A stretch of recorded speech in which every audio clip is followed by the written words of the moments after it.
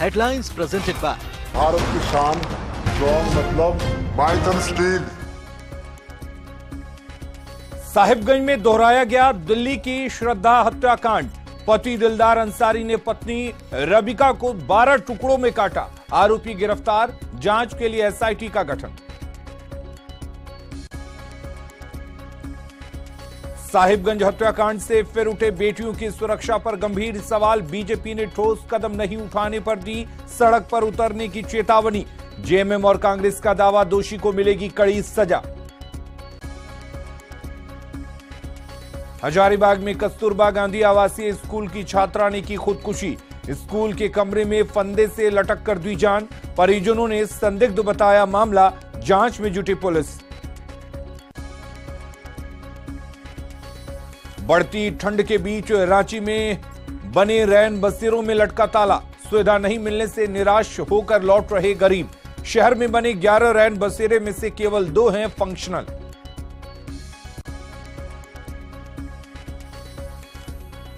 पूर्वी सिंहभूम में बदहाल दिख रहे मॉडल स्कूल। अपना भवन नहीं होने से दूसरे स्कूलों में हो रही पढ़ाई। राशि भुगतान नहीं होने से ठेकेदार ने अब तक नहीं किया हैंडओवर।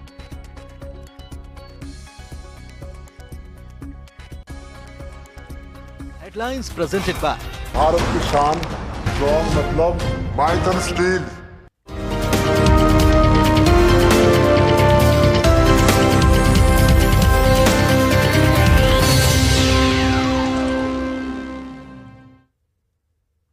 नमस्कार, आप देख रहे हैं जोहार झारखंड। आपके साथ मैं हूं अली मतहर।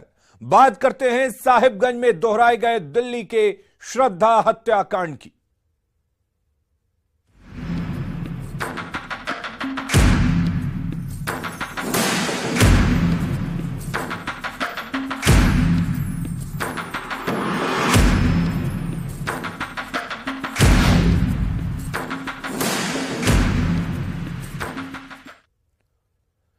तो अब तक की सबसे बड़ी खबर साहिबगंज से है, जहां दिल्ली के श्रद्धा हत्याकांड की तरह साहिबगंज में के बोरियो में भी रोंगटे खड़े कर देने वाली घटना सामने आई है। यहां 22 साल की आदिम जनजाति की महिला को कटर से 12 टुकड़ों में काटने का मामला सामने आया है।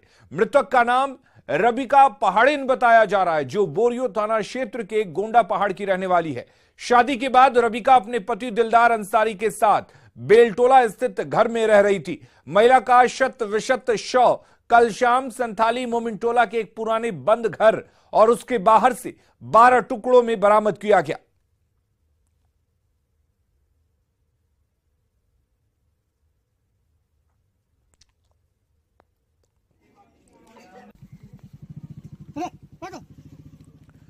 तो बंद घर से रबिका पहाड़िन का शत विशत शव बरामद किया गया। आपको बता दें कि एक घर जो काफी पहले से बंद पड़ा हुआ था, उसके बाहर और अंदर से रबिका के शव को 12 टुकड़ों में बरामद किया गया। हालांकि अभी तक सिर नहीं मिली है शव की, जिसको पुलिस तलाश रही है।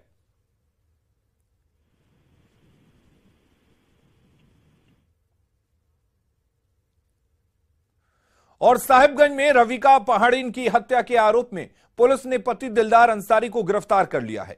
पुलिस को जांच के दौरान बोरियो थाना क्षेत्र के बोरियो संथाली मोमिन टोला के एक आंगनबाड़ी केंद्र के पीछे उसके 2 पैर भी मिले हैं। वहीं बंद पड़े अचार के गोदाम में शव के दूसरे अंग मिले हैं। कई जगहों पर शरीर के काटे गए टुकड़े भी मिले हैं। दिलदार अंसारी के घर में छापेमारी करने के बाद शक के दायरे में फाजिल टोला का मैनुल हक भी आया है। उसके घर में छापेमारी करने के बाद शर्ट, गंजी, चप्पल, शराब की बोतल बरामद की गई है। वहीं कमीज और गंजी पर खून का धब्बा भी मिला है।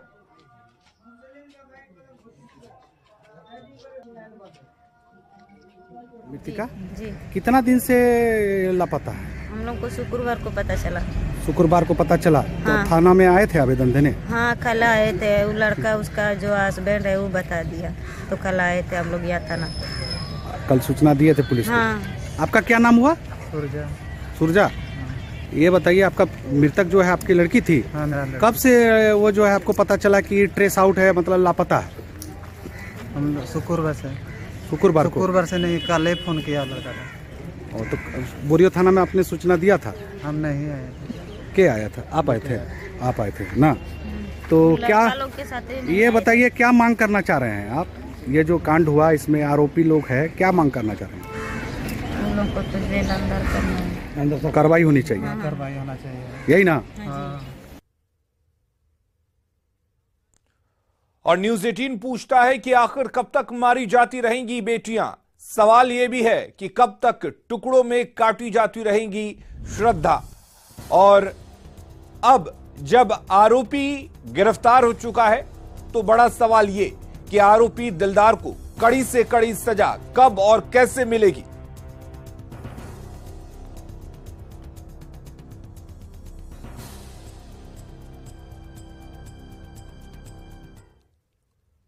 साहिबगंज में मृतक रबिका पहाड़िन के शरीर के 5 टुकड़े आंगनबाड़ी केंद्र के पास मिले थे। यहां रहने वाले परमेश्वर शर्मा ने सबसे पहले मृतक के पैर देखे थे, जिसके बाद जांच के दौरान शरीर के बाकी अंग भी मिले। ग्राउंड जीरो का जायजा लिया संवाददाता गौरव झा ने। आखिर ये प्रेम की कैसी परिभाषा है कि किसी प्रेमिका को या यूं कहें कि पत्नी को टुकड़े टुकड़े में काट दिया जाता है। ये घटना साहिबगंज में घटी है। अभी दिल्ली में श्रद्धा कांड की लौ थमी नहीं थी कि साहिबगंज में एक मरतबा फिर से उस तरीके की घटना घट गई कि एक पत्नी को या यूं कहीं प्रेमिका को टुकड़े टुकड़े में इलेक्ट्रिक कट्टर मशीन से काट दिया गया। इस वक्त हम उस जगह पर खड़े हैं जहां से कि उस महिला का या उस प्रेमिका का पहला जो शरीर का अंग था वो मिला था। स्थानीय लोग बताते हैं कि इसी जगह पर उस लड़की का जो पैर था वो बोरे में था और बोरे में मिला था। यहाँ स्थानीय लोगों से हमारी बात हुई। हम उस ओर जब कैमरा घुमाएंगे तो आपको पता चलेगा कि एक निर्माणाधीन यहाँ पर आंगनबाड़ी केंद्र है और उस आंगनबाड़ी केंद्र नजदीक ये वो बोरी है जिस बोरी में कि उसका पैर था और कुत्ते उसे खींच रहे थे। स्थानीय लोगों ने जब इस चीजों को देखा तो प्रशासन को कल दोपहर सूचना दी। उसके बाद पुलिस प्रशासन जो है वो हरकत में आई है। पैर जैसे देखें, पैर देखने के बाद हम जो है मेरा वार्ड है, हम अपना वार्ड को दिए, हम कैसा सूचना हुआ ऐसा हुआ तो वहाँ से वार्ड ने उप मुखिया को दिया नंबर, ऐसा ऐसा बात है। उप मुखिया क्या किया नहीं किया उससे मतलब नहीं। फिर वो हम जब वो सब नहीं सुना फिर हम जाके दुकान में जाके बोले कि ऐसा ऐसा बात है। तब वार्ड आके देखा, इसके बाद वो सूचना दिया, वहाँ से थाना खबर किया, क्या किया नहीं किया उसके बारे में। अभी इलाके में पुलिस की पूरी तैनाती छावनी में तब्दील कर दिया गया पूरा। अभी बताया कि कुछ जो बॉडी का पार्ट था वो दूसरे भी भवन में मिला है। वो भवन कितना दूर है यहाँ से? बहुत दूर है, आगे, यहाँ से बहुत मतलब आगे है। और लड़की का मामा का घर यहाँ पर था, लड़का का मामा का घर नहीं बता सकेंगे अभी हम। यहाँ नजदीक में हो सकता है। कितना टुकड़ा मिला था आप लोगों को क्या पता चला? यहाँ 2-3 टुकड़ा मिला था। एक टुकड़ा यहाँ मिला था पैर, एक टुकड़ा उंगली यहाँ मिला था और दूसरा एक उंगली मिला था चापाकल के पास में और एक पीठ का भाग उधर मिला था।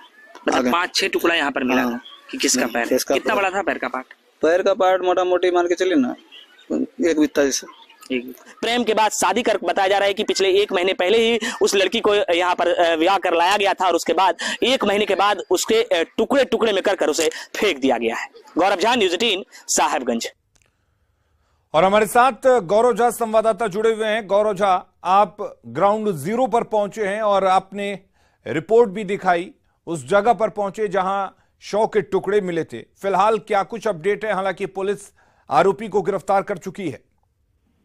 फिलहाल इस पूरे इलाके में पुलिस ने छावनी में तब्दील कर दिया गया है। चाहे उस लड़के के घर की बात करें, चाहे घटनास्थल की बात करें या फिर उनके मामा के घर की बात करें, बताया जा रहा है कि इस पूरे घटना में उनके मामा की संलिप्तता हो सकती है क्योंकि उन्हीं के घर के ठीक नजदीक में वो आंगनबाड़ी केंद्र है जहाँ की सबसे पहली बार पैर देखा गया, या यूं कहें कि जहाँ की सबसे पहली बार जो बंद कमरे थे जहाँ से 5-6 पार्ट में जो बॉडी है वो बरामद किया गया। तो ये पूरी घटना जो घटी है उसका केंद्र बिंदु जो है वो आरोपी जो है उनके मामा का घर है।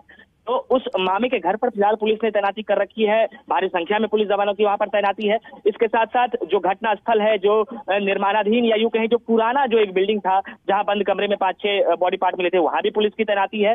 फिलहाल कुछ लोगों को पुलिस ने हिरासत में लिया है जिनसे पूछताछ बोरियो थाना में चल रही है। लेकिन इन तमाम चीजों के बीच जब एक हमारी बातचीत यहाँ के स्थानीय लोगों से हुई है तो उन्होंने अब तक बताया है कि शायद इस पूरे घटना में एक महिला को भी हिरासत में लिया गया है। अब वो महिला कौन है, इन तमाम चीजों पर पुलिस जांच, हालांकि पुलिस ने इसकी पुष्टि अब तक नहीं की है, लेकिन जो स्थानीय लोग हैं उन्होंने बताया है कि एक महिला को यहाँ से ले जाया गया है। वो कौन है, क्या संबंध है या क्या कुछ है, ये तमाम चीजें इस खुलासे के बाद ही हो पाएगा।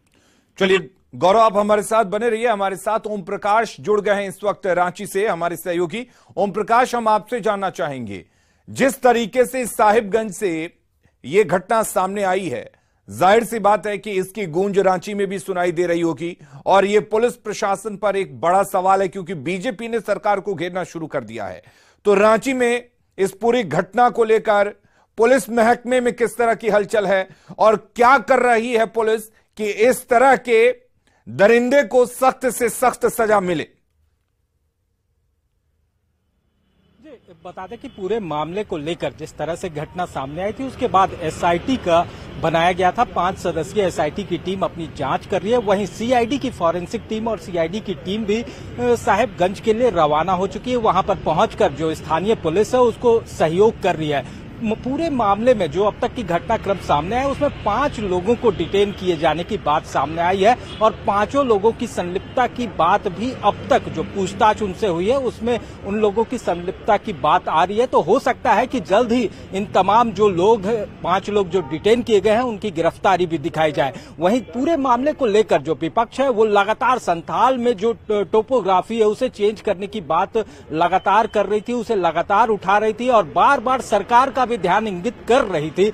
लेकिन बावजूद इसके घटनाएं वहां नहीं रुक रही हैं। पिछले दिनों जहां पेट्रोल छिड़ककर जला देने वाली नृशंस हत्या की बातें सामने आई थी, जिस तरह से बच्ची को मारा गया था, उसी के बाद अब इस तरह की घटना, कहीं न कहीं विपक्ष को मुद्दा तो मिला ही है, वहीं सरकार पर भी बड़ा सवाल है। हमारे साथ इस वक्त बीजेपी के भी प्रवक्ता मौजूद हैं, उनसे भी जानने की कोशिश करते हैं कि आखिर किस तरह से, जिस तरह से ये संथाल में लगातार घटनाक्रम हो रहे हैं, किस तरह से आप लोग देखते हैं और क्या कुछ। नहीं, देखिए, इसको लगातार हम लोगों ने उठाया है इस विषय को, और आपने देखा होगा पिछले दिनों चाहे अंकिता की घटना हो या एक नाबालिग बच्ची को जिस तरह से उसके काम करने वाले उसके साथ उसको पेड़ से लटका के मार दिया गया और इसके बाद ये इतना हृदय विदारक घटना सामने आई है। तो इस तरह की घटनाएं जो है सरकार के जो है तुष्टीकरण की राजनीति का परिणाम है। सरकार, देखिए, घटनाएं कहीं भी हो सकती है, लेकिन घटना के बाद घटना का उद्भेदन हो जाए, मुजरिम पकड़े जाए, उस पर सख्ती से कड़ाई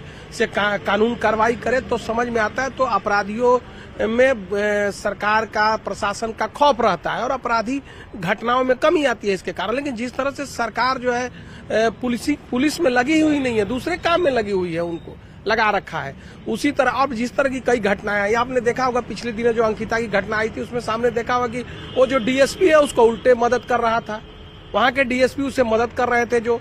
तो और ये पूरा जो संथालपना का क्षेत्र है, खास करके आदिवासी को जिस तरह से टारगेट करके और किया जा रहा है, और खास करके इसमें जो एक समुदाय विशेष के तरफ से जिस तरह से टारगेट किया जा रहा है, और पूरा क्षेत्र का डेमोग्राफी भी बिगड़ चुका है और उसमें घुसपैठियों का भी मामला है। केवल ये इसी का नहीं, इस तरह के कई मामले आए हैं और लगातार वो पूरा इलाका जो है सरकार के उदासीन रवैये कारण सरकार बैठी हुई है, तमाशा देख रही है। सरकार का संरक्षण एक तरह से कहे तो इनडायरेक्टली लगता है कि संरक्षण प्राप्त उस तरह। पिछली बार जो पेट्रोल घटना हुई थी, कहीं न कहीं उस पूरे मामले में बांग्लादेशी का हाथ होने की बात आई थी, क्या लगा उसमें कि अनुसंधान? देखिए, एक संस्था का भी आपने देखा होगा कि रिपोर्ट भी कई आई है, क्या संस्था का नाम है, उस तरह का, जिस तरह से उस क्षेत्रों में वो लोग सक्रिय हैं। और सरकार, सबसे बड़ा चीज है कि अपराधी अपराध कर रहा है, सरकार जो है बैठी हुई है, सरकार इस पे कड़ाई से, सरकार जैसे लग रहा है कि जैसे उनका समर्थन में उनको आंख मूंदे हुए है कि क्या कर रही है, सरकार कड़ाई से निपट नहीं रही है और लगातार इस विषय को हम लोग उठा रहे हैं। तो आप इसको कह सकते हैं कि टोटली ये जो हेमंत सरकार के तुष्टीकरण का परिणाम इस तरह की घटनाएं हैं, चाहे वो लोहरदगा, पिछले दिनों लोहरदगा में इस तरह की घटनाएं, पूरे राज्य में इस तरह की घटनाएं, इस गुमला में, लोहरदगा में, कई इलाके में इस तरह की घटनाएं हो रही हैं। एक मौका मिला है, बीजेपी को एक मुद्दा मिला है कि वो इस मुद्दे को उठाए और मुद्दे को बुनाए, और बीजेपी वही काम कर रही है, सरकार को जगाने की बात कहे या सड़कों पर उतरने की बात कहे। लेकिन ये घटना काफी हृदय विदारक है और इस घटना के बाद हर पार्टी यही मांग कर रही है कि दोषी को कड़ी से कड़ी सजा होनी चाहिए। और जिस तरीके से इस दर्दनाक घटना को अंजाम दिया गया है, उस घटना के बाद से इस दोषी को कड़ी सजा पुलिस को दिलाने की जिम्मेदारी है। पुलिस किस तरह से दिलाती है। और इधर साहिबगंज की घटना पर झारखंड के पूर्व मुख्यमंत्री रघुवर दास ने कड़ी प्रतिक्रिया दी है। उन्होंने संथाल परगना में बेटियों पर हो रहे हमले को लेकर सरकार पर निशाना साधा है। कल बोरियो, उनके बगल के विधानसभा सीट है, इसे आदिकाल से जो आदिवासी हम कहते हैं वो आदिम जनजाति होती है, पहाड़िया। और उस पहाड़िया बच्ची के साथ जिस तरह एक घटना हुई, विभत्स घटना, कि निश्चित रूप से इस सरकार को अब सरकार में बने रहने का कोई हक नहीं, क्योंकि 2000 से ज़्यादा आदिवासी बच्ची महिलाओं के साथ बलात्कार और हत्या जैसी घटना हुई। इस राज्य में सिर्फ जल जंगल ही जमीन सुरक्षित नहीं है, बल्कि इस राज्य में अब महिलाएं बच्चियां भी सुरक्षित नहीं है। साहिबगंज में आदिवासी युवती की 12 टुकड़ों में काटकर हत्या पर जेएमएम ने भी प्रतिक्रिया दी है। जेएमएम प्रवक्ता ने कहा है कि इस मामले में फास्ट ट्रैक कोर्ट का गठन किया जाएगा, केवल हिरासत तक ही कार्रवाई सीमित नहीं रहेगी। जेएमएम प्रवक्ता ने झारखंड में लॉ एंड ऑर्डर की स्थिति का बचाव करते हुए कहा कि दूसरे राज्यों में भी ऐसी घटनाएं घट रही हैं। ये मुझे लगता है बोलने की भी आवश्यकता नहीं है।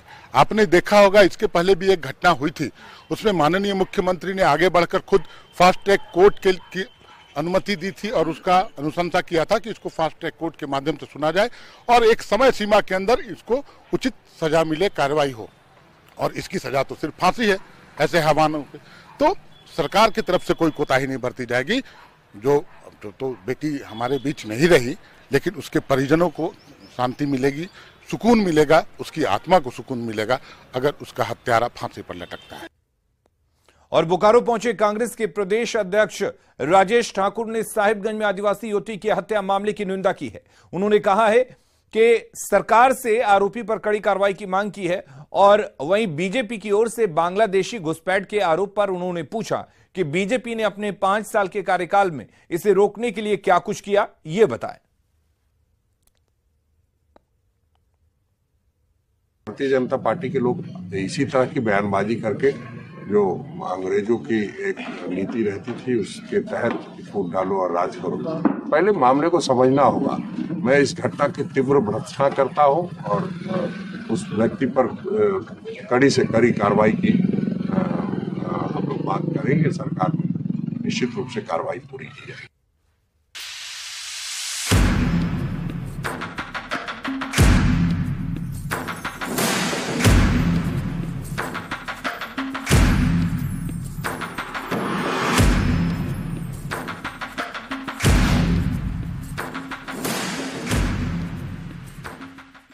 और बड़ी खबर हजारीबाग से है, जहां कस्तूरबा गांधी आवासीय विद्यालय की छात्रा ने आत्महत्या कर ली है। बड़कागांव के कस्तूरबा गांधी आवासीय स्कूल की यह घटना है, जहां 10वीं की छात्रा ने स्कूल के कमरे में ही फंदे से लटककर खुदकुशी कर ली। मृतक का घर बड़कागांव के बादम में था।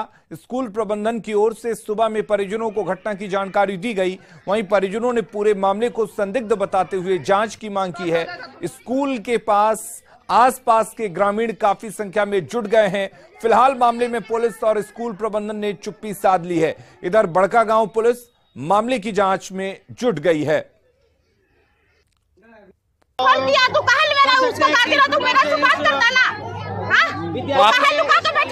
आपको क्या लगता है कि आत्महत्या है या फिर इसके साथ कोई किसी तरह का दुर्घटना हुआ है?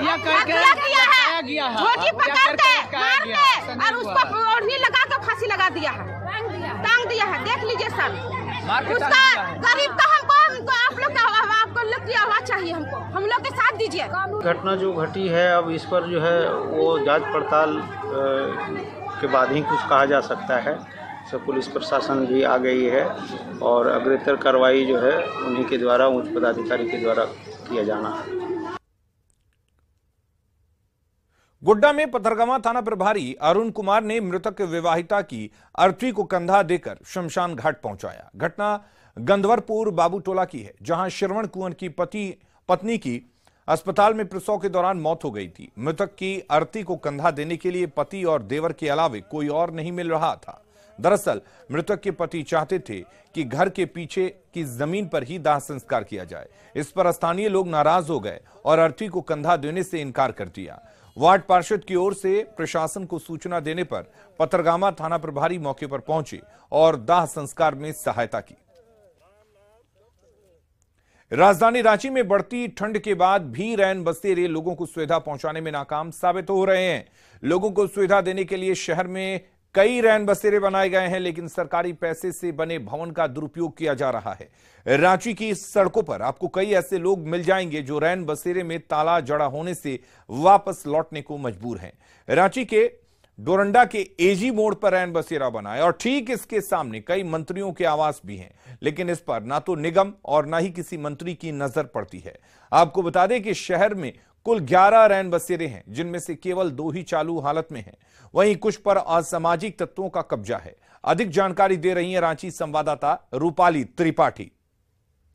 राजधानी रांची शहर के बीचों बीच बनाए गए इस रैन बसेरे की एक बार स्थिति देखिए, किस तरीके से जहां एक तरफ जरूरतमंद सड़क पर अपना रात गुजार रहे हैं, वहीं दूसरी ओर इस रैन बसेरे में ताला जड़ा हुआ है। सामने ताला लगाया गया है और अंदर रैन बसेरे में पलंग की सुविधा तो दिखाई दे रही है, लेकिन कंबल वगैरह तो दिखाई नहीं दे रहा है। लेकिन नगर निगम दावा करता है कि एक तरफ कहीं ना कहीं जो जितने भी रैन बसेरे हैं वो फुली फंक्शनल है, गरीब और जरूरतमंद के लिए बनाया गया है। लेकिन वहीं दूसरी ओर रैन बसेरा जो है 9 में से कम 5 ऐसे रैन बसेरे हैं जिसमें अभी लोग जो है वो रात नहीं काट पाते हैं। किसी में ताला बंद है तो कोई जर्जर तरीके से ऐसे ही पड़ा हुआ है।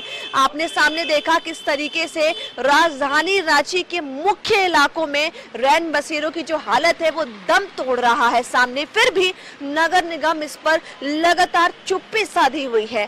करीबन 11 ऐसे रैन बसेरे हैं जो कि जरूरतमंद के लिए बनाया गया है लाखों की लागत से, लेकिन उसमें से केवल 1 या 2 रैन बसेरे ऐसे हैं जिसमें वाकई में लोग जाकर अपना रात गुजार सकते हैं। और जितने भी बाकी जो रैन बसेरे उसमें कहीं ताला लगा है, कहीं का जो है कुछ गलत उपयोग किया जा रहा है। रूपाली त्रिपाठी, न्यूज़ 18 रांची।